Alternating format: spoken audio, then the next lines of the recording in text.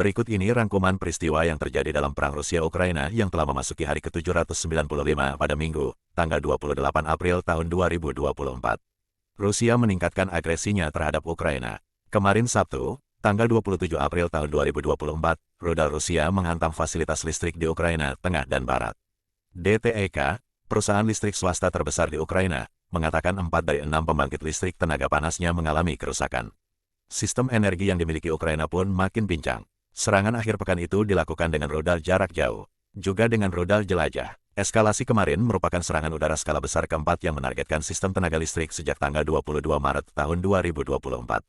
Presiden Volodymyr Zelensky kembali memohon agar mitranya segera menyediakan rudal yang lebih defensif, terutama sistem Patriot. Ia juga mendesak sekutunya untuk lebih cepat mengirimkannya ke Ukraina. Zelensky mengatakan Rusia menargetkan fasilitas transit listrik dan gas, khususnya yang penting untuk pasokan gas ke Uni Eropa. Setelah serangan terhadap fasilitas energi di wilayah tengah Dnipropetrovsk, pasokan air terganggu di kota asal Zelensky, Kryvyi Rih. Sementara itu, Ukraina dilaporkan menyerang kilang minyak Ilsky dan Slavyansk di wilayah Krasnodar, Rusia, kata sumber intelijen Ukraina kepada Reuters. Serangan pesawat tak berawak yang dilakukan oleh Dinas Keamanan SBU menyebabkan kebakaran di fasilitas tersebut. Selain itu di wilayah selatan, lapangan terbang militer Kushchevsk Rusia juga diserang.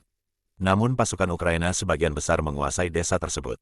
Ukraina sekali lagi mendesak pengiriman senjata dari Amerika, dan memperkirakan bantuan tersebut akan membalikkan keadaan. Menteri Pertahanan Australia, Richard Marles, mengumumkan paket bantuan militer senilai $100 juta untuk Ukraina, termasuk pertahanan udara jarak pendek dan drone, dengan amunisi presisi udara ke darat yang diberikan secara terpisah. Baca juga, gegara perang Rusia-Ukraina, ekspedisi pertama penjelajah Indonesia ke Kutub Utara batal. Pernyataan itu disampaikan saat dia berkunjung ke Lviv pada hari Sabtu, tanggal 27 April tahun 2024. Italia memanggil duta besar Rusia setelah Moskow mengumumkan pihaknya menempatkan anak perusahaan pemanas Italia Ariston di bawah manajemen sementara perusahaan energi negara Gazprom. Seorang juru bicara UE mengecam tindakan tersebut sebagai satu lagi bukti ketidakpedulian Rusia terhadap hukum dan peraturan internasional. Sejak menginvasi Ukraina, Moskow telah mengambil alih anak perusahaan Rusia dari sejumlah perusahaan barat terutama raksasa makanan Prancis dan pembuat bir Denmark Carlsberg di bawah kendali sementara. Rusia pada hari Sabtu mengatakan pihaknya akan mewajibkan eksportir besar untuk terus mengkonversi sebagian besar pendapatan mata uang asing mereka menjadi rubel selama 1 tahun lagi untuk membantu mendukung mata uang nasional.